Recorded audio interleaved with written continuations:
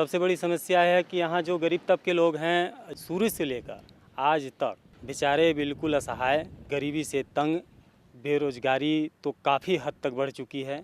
यहाँ तक कि खाने पीने के लिए व्यवस्था बेचारे लोग नहीं कर पाते हैं। कानून बनना चाहिए कि जिसकी ज़मीन है उससे पूछ के उसका रेट तो तय होना चाहिए। बाहर के लोग आके काम कर रहे हैं, इसका भी फायदा लोगों को नहीं मिल रहा है। पर्यावरण में प्रदूषण होगा, ये तो टिगरी वालों को ही मिलेगा। किसान से कौन पूछता है? किसान से कोई नहीं पूछ रहा है। यहाँ के जड़ी बूटी, महुआ और तेंदुपत्ता ये सब विनाश हो जाएगा। इसका साधन जो उनको रोजगार मिलता है, रोजगार समाप्त हो जाएगा। भाई पानी नहीं होगा तो जीना उनका हराम हो जाएगा, परेशानी होगी, बढ़ेगी। जमीन नहीं बची, सब अधिग्रहण कर लिया गया है।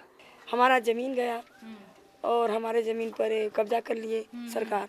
किसी को ना सर्विस मिला और ना रहने का कोई साधन दिया। 40/60 से अलावा कोई साधन न दिया, ना पानी का साधन, ना आवास का साधन, ना रोड का साधन, ना नाला का पानी पीना पड़ता है और उसी में नहाना, उसी में कपड़ा साफ करना सब। मुआवजा में भी यहाँ पे काफ़ी समस्या है, सभी को मुआवजा नहीं मिला है। 30 सालों में परियोजना आज तक हमको पीने के लिए शुद्ध पानी तक नहीं दे पाया। चिड़ियाघर में जानवरों को भरपूर जगह मिलता रहने के लिए और हम 4 भाइयों का परिवार 40/60 में जानवर से बदतर जीवन जी रहे हैं। तो प्रशासन भी धमकी देती है लोगों को, तुमको जेल, उसको नहीं कहती है कि तुम इन लोगों को ड्यूटी दो, नहीं तुमको जेल भेज देंगे। अब पब्लिक को लाठी लेकर भागते हैं तो अन्याय हो रहा है हम लोग के साथ। हम लोग भले ख़त्म हो जाए लेकिन ये परियोजनाएं ख़त्म होने वाली नहीं है इतना जल्दी।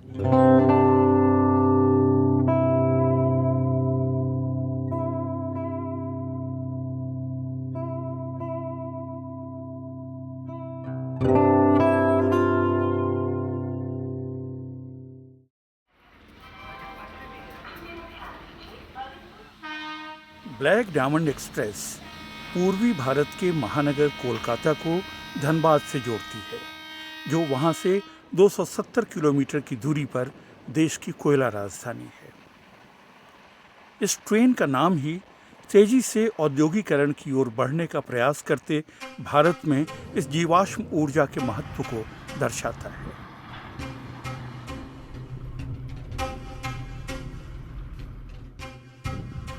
कोयला भारत में ऊर्जा की जरूरत को पूरा करता है। भारत में इस्तेमाल होने वाली कुल बिजली के आधे से भी ज्यादा का उत्पादन इससे होता है। यह इस्पात, सीमेंट और बहुत से अन्य उत्पादों के लिए जरूरी है।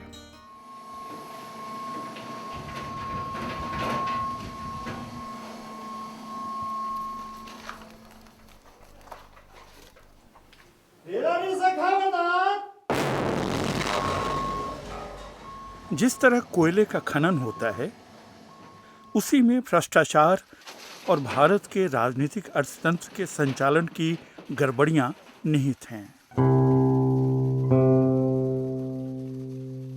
8वें दशक के आरंभ में इंदिरा गांधी की सरकार ने खनन के अवैज्ञानिक तरीकों और खान मालिकों द्वारा मजदूरों के अमानवीय शोषण की निरंतर शिकायतों के कारण देश में कोयला खनन का राष्ट्रीयकरण कर डाला।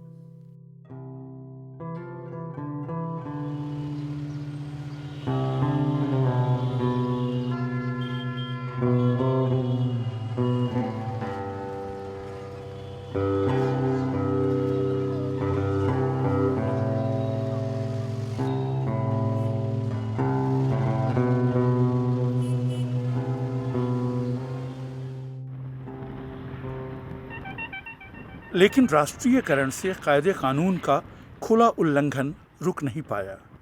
आम लोगों के मन में कोयला खनन के साथ भ्रष्टाचार की बात गहरे बैठी रही।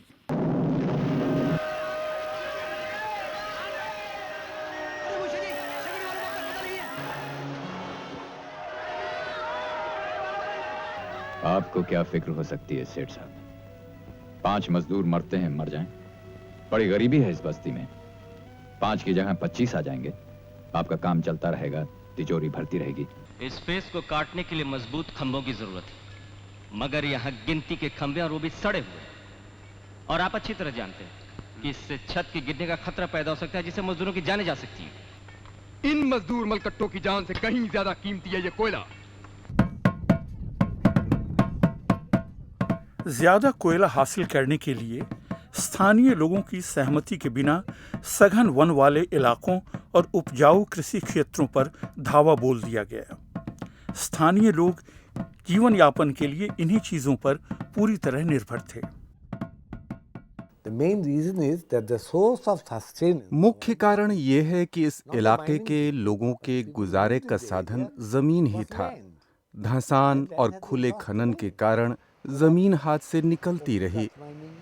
गुजारे के लिए उन माफिया गिरोहों में वो शामिल हो गए जो कोयले की चोरी करके ट्रकों में ढोते हैं। सिर्फ झरिया में ही नहीं, खुली खदानों वाले रानीगंज में भी यही हाल है। सभी कोयला क्षेत्रों की यही कहानी है। ये पारिस्थितिकीय शरणार्थी हैं।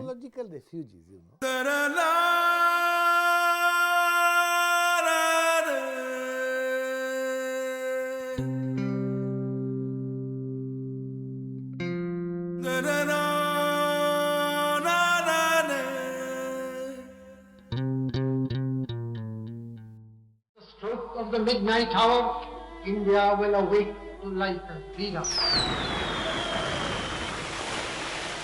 हमें प्रोडक्शन बढ़ाना है, जिसके लिए हमें और कोयला चाहिए, हमें और खोदना है।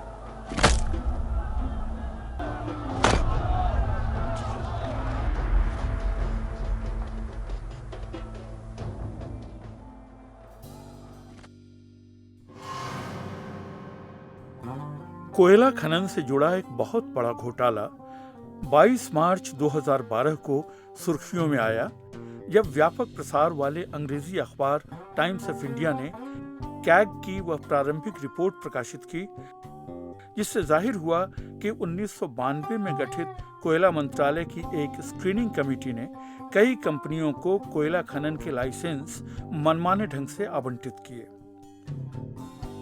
आवंटन में पारदर्शिता का अभाव था और उन कंपनियों ने राजकोष की कीमत पर बेतहाशा मुनाफा कमाया। 27 अगस्त 2012 को कैग की संसद में पेश की गई रिपोर्ट में आरोप लगाया गया कि मनमाने ढंग से औने पौने मूल्यों पर कोयले की खदानों को निजी कंपनियों को सौंपे जाने से देश को 1,86,000 करोड़ रुपए का नुकसान झेलना पड़ा।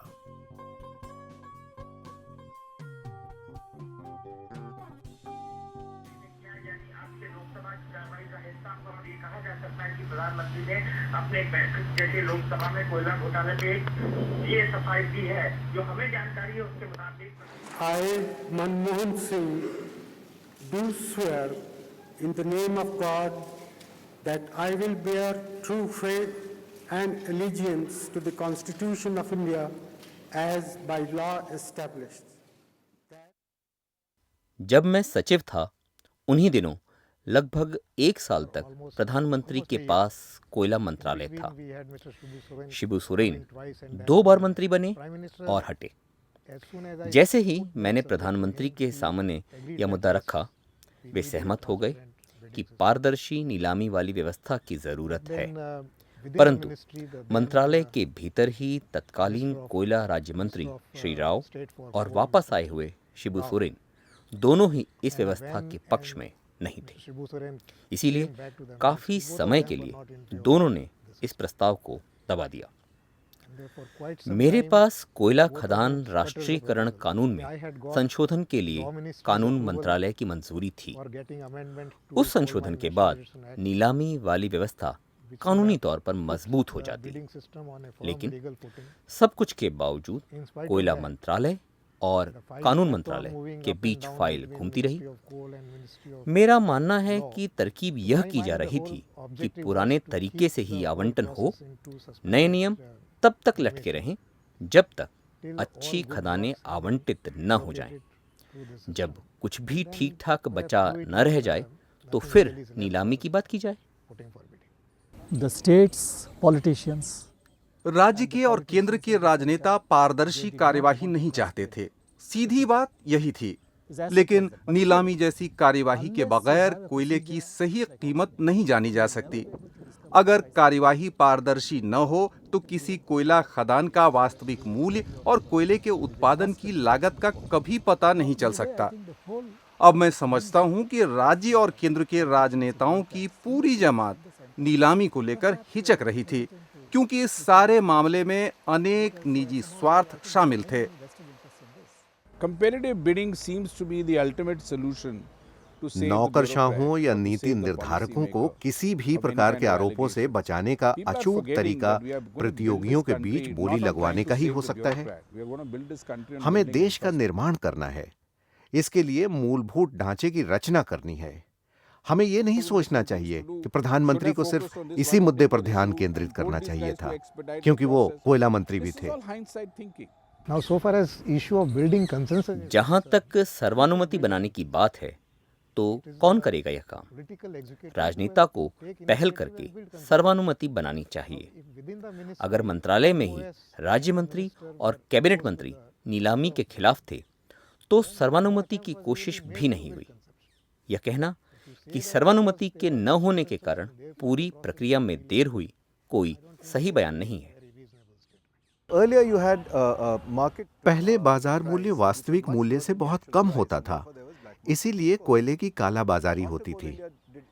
कोल इंडिया ने जब ई ऑक्शन किए तो बाजार मूल्य बढ़े। 2003 से पहले आवंटित कोयला खदानें बहुत इच्छित नहीं थी।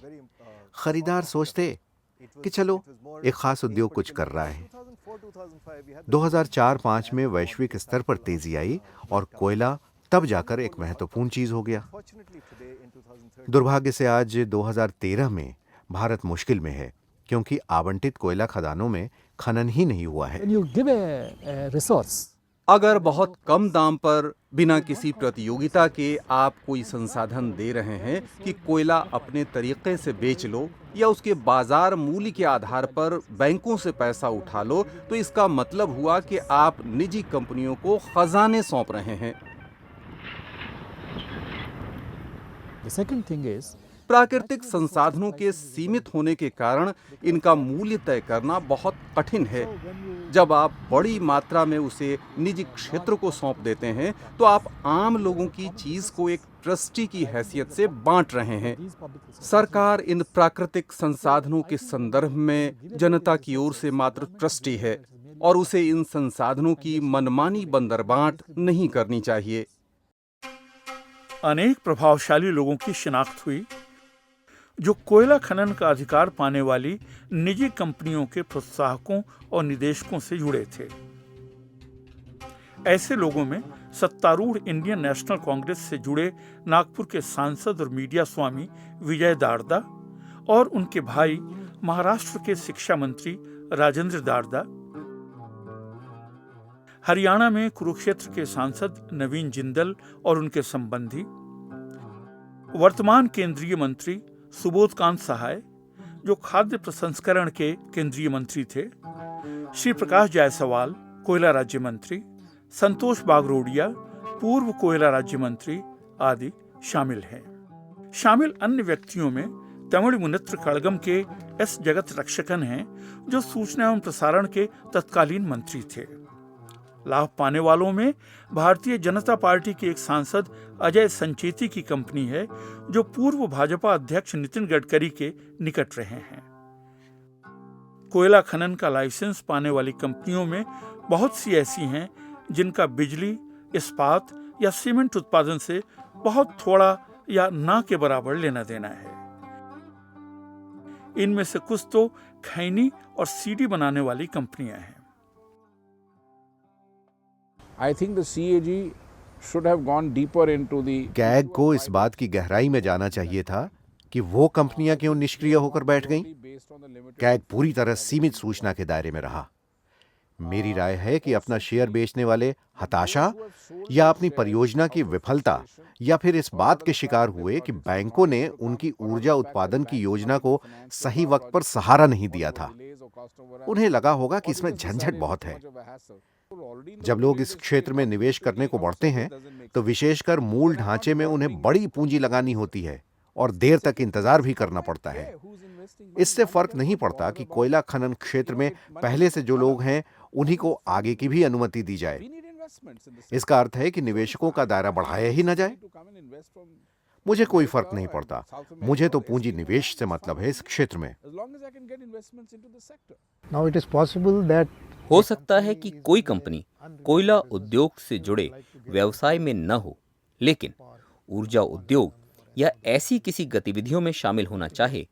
वित्तीय संस्थानों के संदर्भ में उन पर भी विचार करने में कोई हर्ज नहीं, लेकिन पहले से जो कंपनियां ऊर्जा, इस्पात या सीमेंट के क्षेत्र में हैं, उन्हें प्राथमिकता जरूर दी जाए। मेरे मूल्यांकन के हिसाब से यह बिल्कुल जरूरी है। विवेक वाली प्रणाली में ऐसी चीजें तो घटित होंगी ही। Let's take the Darda and the Jindal example. Jindal और दर्दा के उदाहरण को लें। मान लें कि मैं उनका भाई या संबंधी हूं और मुझे कोयला खनन का अधिकार मिलने वाला है। मुझे वित्तीय शक्ति और विश्वसनीयता दिखानी है। मुझे नकदी की हैसियत दिखानी है। मेरे पास कोई अनुभव नहीं है, मेरे पास पैसे नहीं, लेकिन मेरे भाई के पास तो है। तो मैं उनसे ये कहकर मदद मांगूंगा कि आओ मिलकर काम कर लें। हमारा देश विकासशील देश है। हम ऐसे व्यवहार न करें मानो हम अमेरिका में हों। You yourself encourage. लेकिन जब आप खुद जल्दबाजी में अपारदर्शी तरीके से ये दलील देते हुए आवंटन करें कि बहुत से राज्य ऐसा चाहते हैं, तो बुनियादी तौर पर ये मैत्रीपूर्ण पूंजीवाद को उचित ठहराने का तर्क होता है। ऐसा सिर्फ कोयले के मामले में नहीं, बल्कि तमाम क्षेत्रों में हुआ है। कोयले को ऊर्जा संयंत्रों और बैंकों से जोड़कर देखना होगा। इस क्षेत्र में मैत्रीपूर्ण पूंजीवाद एक बड़ी चीज है। मैं इसे महाघोटाला कहना चाहूंगा। ये सिर्फ कोलगेट नहीं है, ये कोयला, ऊर्जा संयंत्र व वित्तीय संस्थान का घोटाला है। गोलमाल है भाई, सब गोलमाल है। गोलमाल है भाई, सब गोलमाल है। गोलमाल गोलमाल गोलमाल है, सब गोलमाल है। अप्रैल 2013 में कोलगेट स्कैंडल ने अचानक नाटकीय मोड़ लिया। सुप्रीम कोर्ट ने सीबीआई को इस बात पर फटकार लगाई कि उसने अपनी जांच की स्टेटस रिपोर्ट सत्तारूढ़ राजनेताओं को दिखाई थी, जबकि सरकार के बड़े कानून अधिकारी इससे इनकार कर रहे थे। मीडिया रिपोर्टों से बात खुली कि कानून मंत्री अश्विनी कुमार ने सीबीआई निदेशक रणजीत सिन्हा को अपने दफ्तर में बुलाया था। कोयला मंत्रालय और प्रधानमंत्री कार्यालय के अधिकारियों ने कोलगेट की जांच रिपोर्ट में हेरफेर की थी। उसके बाद ही वो सुप्रीम कोर्ट को दिखाई गई। सुप्रीम कोर्ट के जजों के अनुसार रिपोर्ट की मूल आत्मा में बदलाव कर डाला गया था। उन्होंने कहा कि सीबीआई पिंजरे में कैद तोते की तरह है। सुप्रीम कोर्ट की टिप्पणी का एक परिणाम यह हुआ कि देश के सबसे बड़े कानून अधिकारियों में से एक एडिशनल सॉलिसिटर जनरल हरिन रावल को इस्तीफा देना पड़ा। उससे पहले उन्होंने भारत के सर्वोच्च कानून अधिकारी अटॉर्नी जनरल गुलाम वाहनवती को लिखा था कि चूंकि उन्होंने सुप्रीम कोर्ट को कहा था कि राजनेताओं ने रिपोर्ट नहीं देखी थी, इस कारण उन्हें बलि का बकरा बनाने का प्रयास हो रहा था। Unacceptable. You are the topmost legal officer. You cannot say that there were political compulsions and thus you had to lie to the court. हरिन Rawal ने 29 अप्रैल को कानून मंत्री अश्विनी कुमार को अपना इस्तीफा सौंप दिया और 10 मई को खुद कानून मंत्री ने अपने पद से त्यागपत्र दे दिया।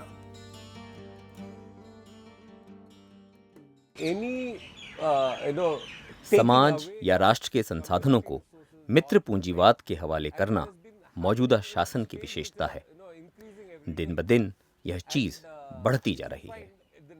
ऐसा नहीं है कि किसी व्यक्ति को सिर्फ कोयले की खदान दी गई, उसी राजनेता को दूसरे ढंग से थर्मल पावर प्लांट भी अलॉट किया गया।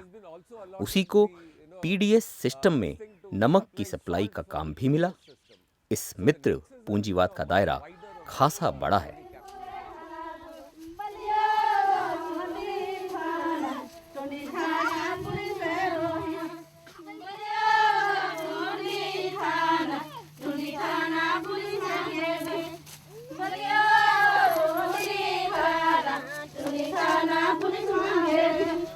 Mining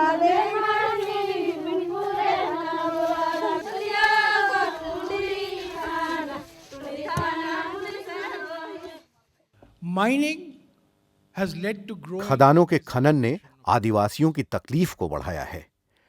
मैं इसे सत्ता व्यवस्था के एक सदस्य के रूप में कह रहा हूं, और यह कहने में मुझे झिझक नहीं कि केंद्र या राज्य में कोई भी सरकार हो, नीति निर्माताओं के लिए आदिवासी इलाके समृद्ध खनिज क्षेत्र भर ही हैं।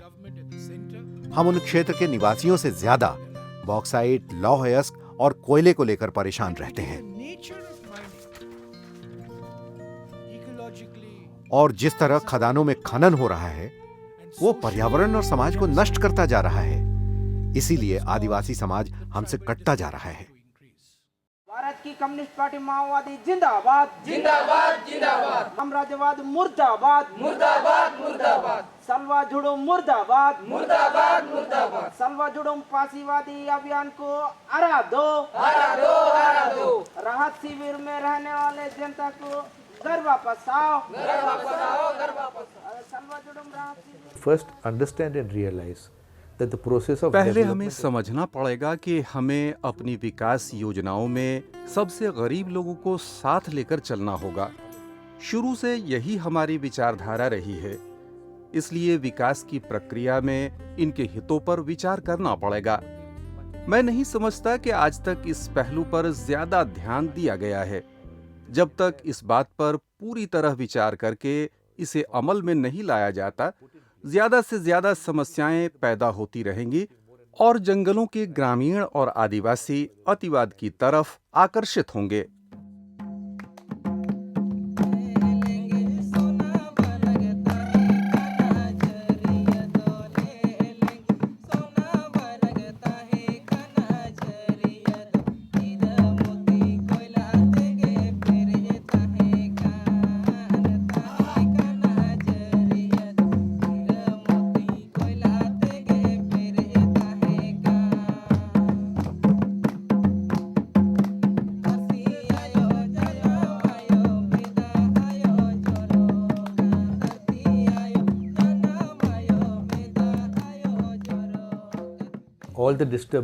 आदिवासियों के बीच अशांति संभवतः खनन की आशंका के कारण है।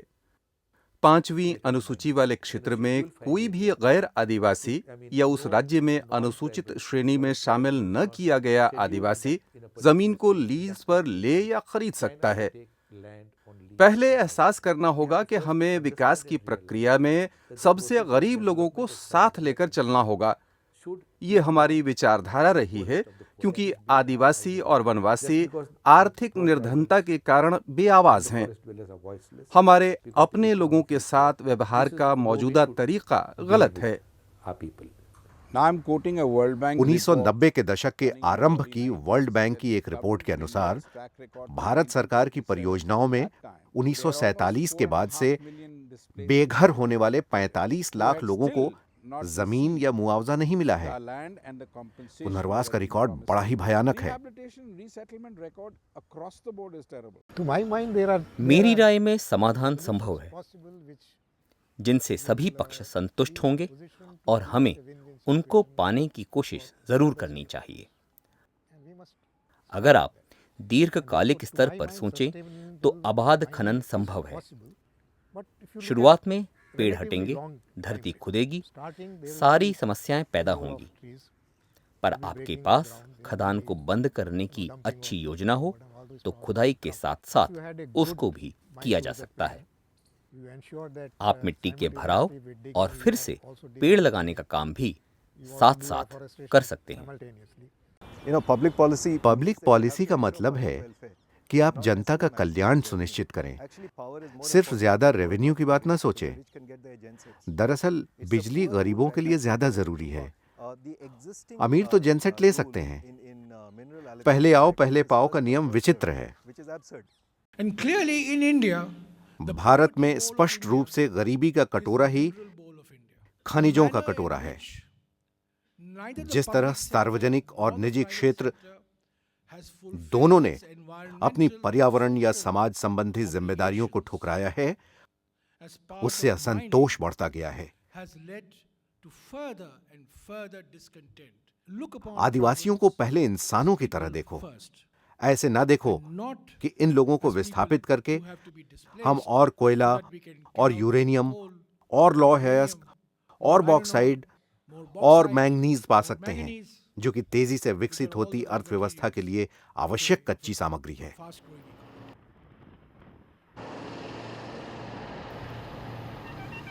सिंगरौली का क्षेत्र, जिसे अक्सर भारत का बिजली केंद्र कहा जाता है, मध्य प्रदेश और उत्तर प्रदेश की सीमा पर कई 100 किलोमीटर में फैला हुआ है।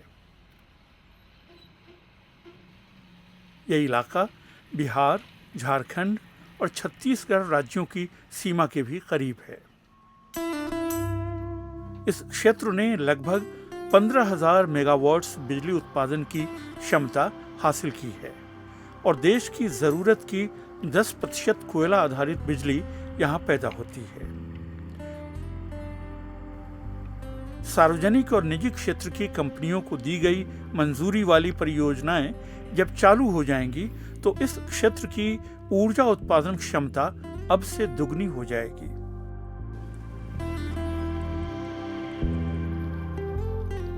आसपास के कुछ जिलों उत्तर प्रदेश के सोनभद्र और मध्य प्रदेश के सिंगरौली और सीधी में भारत के कोयले के सबसे बड़े भंडार हैं।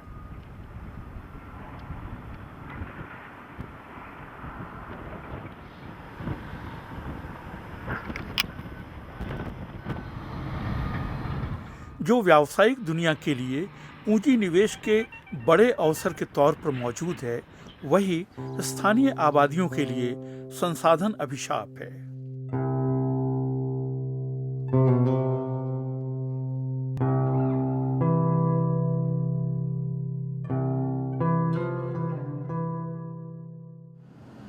जनवरी 2011 में ग्रीन पीस ने मानव अधिकार, पर्यावरण और राजनीतिक अर्थतंत्र के विशेषज्ञों का एक दल इस क्षेत्र में तथ्यों का पता लगाने के लिए भेजा।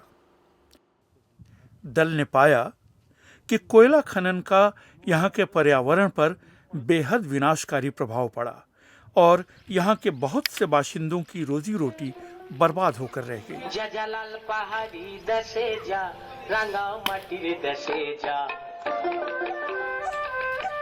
ताके तोके मानाई छे नारे, एकी बारे मानाई छे नारे। जलाल पहाड़ी दसे जा, रंगाव मटिर दसे जा, ताके तोके मानाई छे नारे।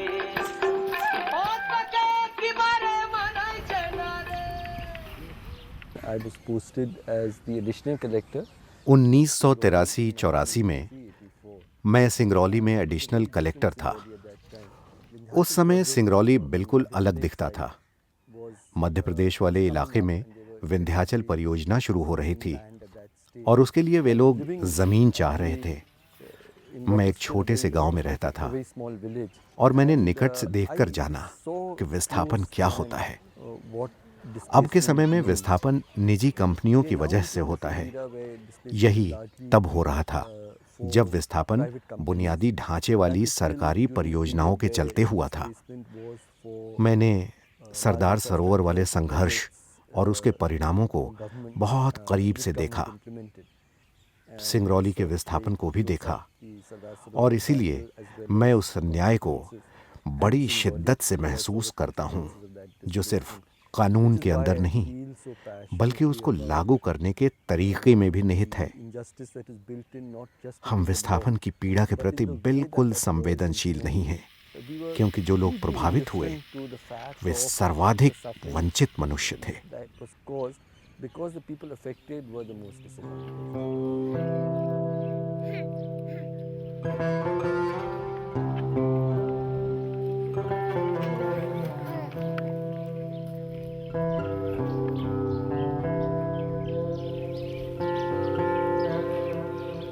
चला जाई कोनो कंपनी ले ली, खदान खोल दी तो हमरा काम ना दी तो तकलीफ में ना बा। काम दे दी तब मैंने भूला जाई, ना दी तो तब पिलीगब ना, तब कहाँ जाई महुआ बिना, कहाँ से खाई।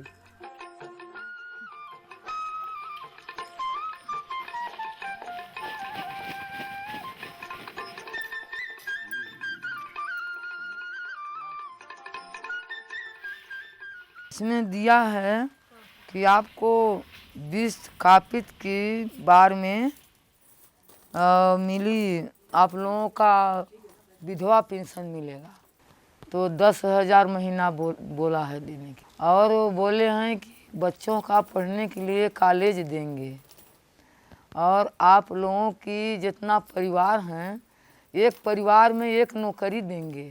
तो हम लोगों का ठग करके रिलायंस और ये सब काम किया है, विस्थापित कार्ड बनवाया है, तो हम लोगों का ठग करके बनवाया है कि सब चीज़ आप लोगों का माने सुविधा देंगे, और दिया नहीं है। और कब देगा? मर जाएगा आदमी तब देगा।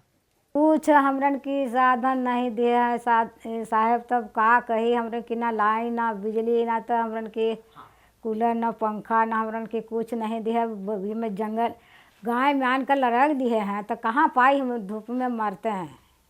और जंगल में भाई रही तो वहाँ रूप पेड़ पौधा रहे तो मैं जाकर छहिया जाई।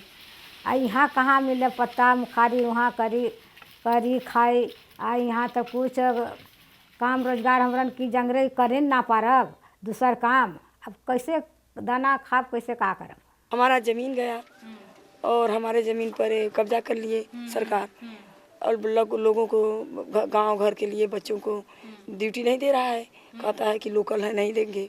तो बताइए कि हमारे ज़मीन में सब हो रहा है तो हम लोग ऐसे ही मर जाए भूखे। जो यहाँ मुआवजे की दर है वो किसानों की ज़मीन के मुताबिक नहीं है, बहुत ज़्यादा कम है। निगरी में पावर प्लांट लग रहा है पर टिकरी वालों को इससे कोई बेनिफिट नहीं है, पर जो पर्यावरण में प्रदूषण होगा ये तो टिकरी वालों को ही मिलेगा, क्योंकि जो 3 किलोमीटर से दूरी की एरिया है वहीं उसका धूल उड़ के जाएगा है। पर टिकरी वालों को जेपी पावर प्लांट से कोई बेनिफिट वर्तमान में नहीं है। यहाँ जो मजदूर लोग काम कर रहे हैं, क्योंकि यहाँ कोई कुशल श्रमिक तो है नहीं जो प्लांट के बारे में जानते हों, सब अकुशल हैं, उन्हें मजदूरी ही मिलती है। जो मशीनी मिस्त्री हैं सब बाहर के लोग हैं, बाहर के लोग आके काम कर रहे हैं, इसका भी फ़ायदा लोगों को नहीं मिल रहा है।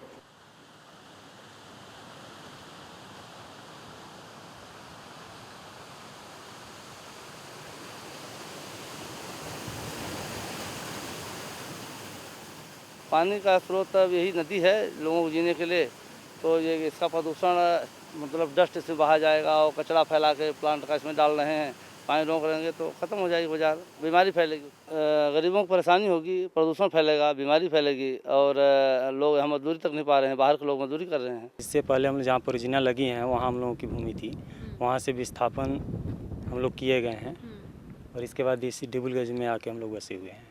यहाँ मात्र हम लोगों को 40 बाई 60 का प्लाट प्लाटिंग दिया गया है, उसी में हम लोग अपना जीविका अर्जन करते हैं। रोजगार का कोई साधन नहीं है, मात्र यह परियोजना है। तमाम प्रकार की फैक्ट्रियां दिन प्रतिदिन बढ़ते जा रही हैं, और यहाँ जो जंगल के पेड़ पौधे भी अब वो नहीं रहे कि जो हम लोगों को शुद्ध वातावरण दे सकें। इसके वजह से जल प्रदूषित हो रहा है, वायु प्रदूषित हो रहा है, और हम लोग इसी प्रदूषित वायु को ग्रहण करते हैं, जल को ग्रहण करते हैं, और शायद हमेशा करते ही रहेंगे आने वाले भी दिनों में, क्योंकि इतना जल्द हम लोग भले ख़त्म हो जाए लेकिन ये परियोजनाएं ख़त्म होने वाली नहीं है इतना जल्दी। देखिए मुआवजा में भी यहाँ पे काफ़ी संशय है, सभी को मुआवजा नहीं मिला है। जिनकी मकानें थी उनको भी ये कहते हैं कि ये मकान से प्रभावित, इनको हम कुछ नहीं दे सकते, लेकिन 100% जिनकी ज़मीन गई तो उनको नौकरी देने का प्राविधान है। तो उनका तो सिर्फ मकान था, वो चला गया तो भी तो 100% ही होगा, उनको भी राइट बनता है पाने का। लेकिन ये परियोजना मैनेजमेंट ऊर्जा विभाग केवल यहाँ के विस्थापितों को गुमराह करते हुए परियोजनाओं का निर्माण करते चली जा रही है, और यहाँ के विस्थापितों को गर्त में ढकेलते जा रही है।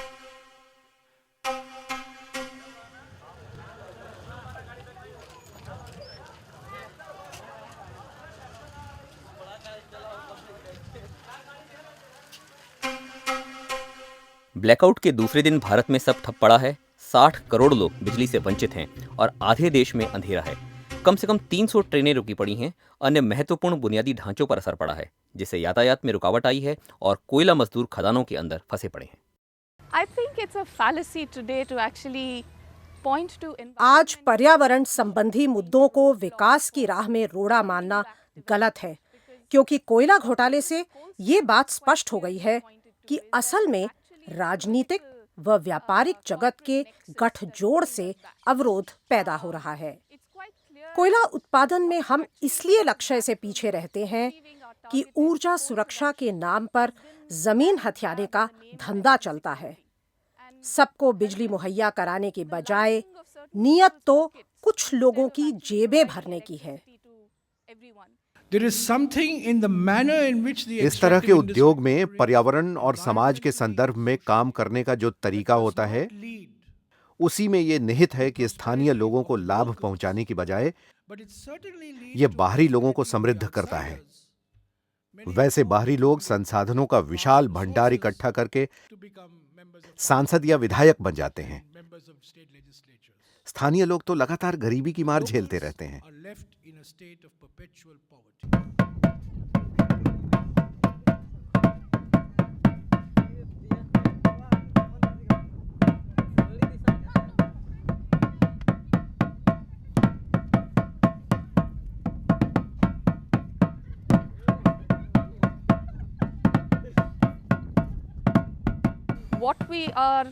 हम कोयले का इस्तेमाल रोकने की बात नहीं कह रहे, बल्कि ये जानना चाहते हैं कि ऊर्जा के मामले में हमारा भविष्य क्या है, और ये भी कि उसे सिर्फ कोयले पर आधारित नहीं होना चाहिए। वह भविष्य ऊर्जा के मिले जुले स्रोतों पर आधारित होगा। अगर आप कहें कि वह बाग बनाम बिजली वाला होगा, तो आप बिजली को चुनेंगे, लेकिन ऐसी बात नहीं है, क्योंकि हवा और धूप से बिजली पैदा हो सकती है। हम बड़ी मात्रा में ऊर्जा बर्बाद कर बैठते हैं क्योंकि हमारी व्यवस्था अकुशल है। इसलिए सवाल ये हो सकता है कि हमें अकुशल होने के कारण बाघ को मारना, जंगलों को नष्ट करना और लाखों लोगों को विस्थापित करना चाहिए, क्योंकि हम कुशल होने को तैयार नहीं। यह ऐसे है कि आपकी क्षमता तो कम होती जा रही है और आप नए धरातलों पर काम बढ़ाते जाते हैं। यह इसका एक पहलू है। अगर आप 10-12% की वृद्धि दर पर हैं, लेकिन 3 साल में आप उसे बढ़ाकर दूना करना चाहते हैं, तो नतीजा होगा कि जो भी शिकायतें होंगी, जो भी सीमित प्रणाली आपके पास होगी, उसे आप कैसे व्यवस्थित करें और पर्यावरण के बारे में क्या दृष्टि हो, इस सब में उलझकर बड़ा गड़बड़ झाला हो जाएगा।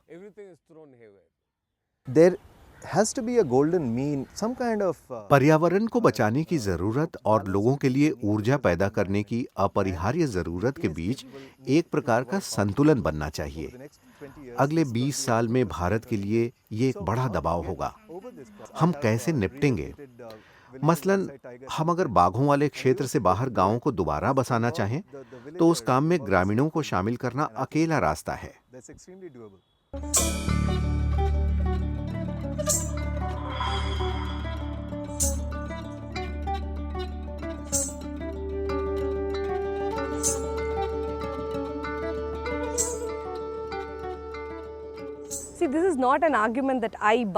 मैं ये दलील बिल्कुल नहीं मानती।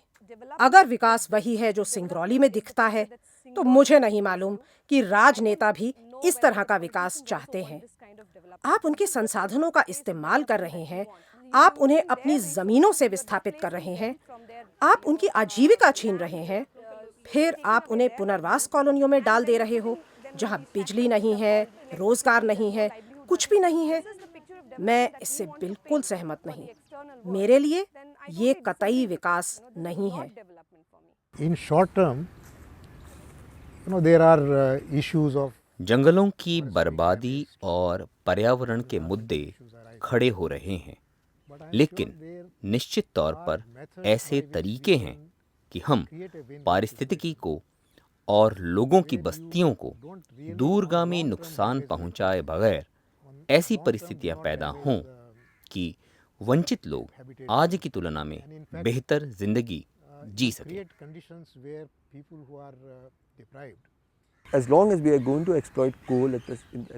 अगर हमें इसी गति से कोयले का इस्तेमाल करना है, तो हमें इसकी नियामक व्यवस्था को सामाजिक और पर्यावरणीय प्रभाव के संदर्भ में मजबूत बनाना होगा और सुनिश्चित करना होगा कि इन्हें बाधा मानने की जगह तीव्र विकास प्रक्रिया में अनिवार्य पूरक की तरह देखा जाए।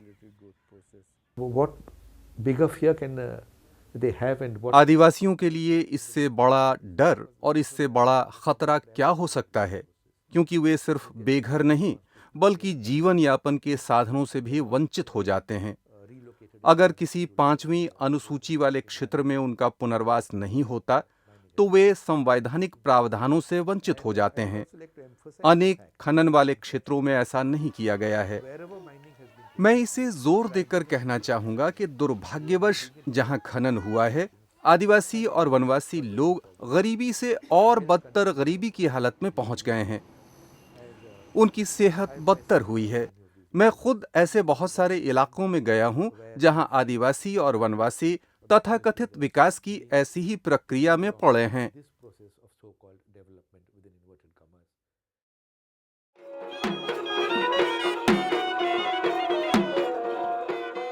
भारतीय अर्थव्यवस्था के लिए कोयला बुनियादी चीज है। हाल में जिस मनमाने तरीके से कोयला खनन के अधिकार सरकार ने प्राइवेट कंपनियों को दिए, उससे काफी बड़ा विवाद पैदा हो गया है जो आसानी से खत्म नहीं होगा। इन कंपनियों में से बहुत सी कंपनियां प्रभावशाली राजनेताओं से जुड़ी हैं।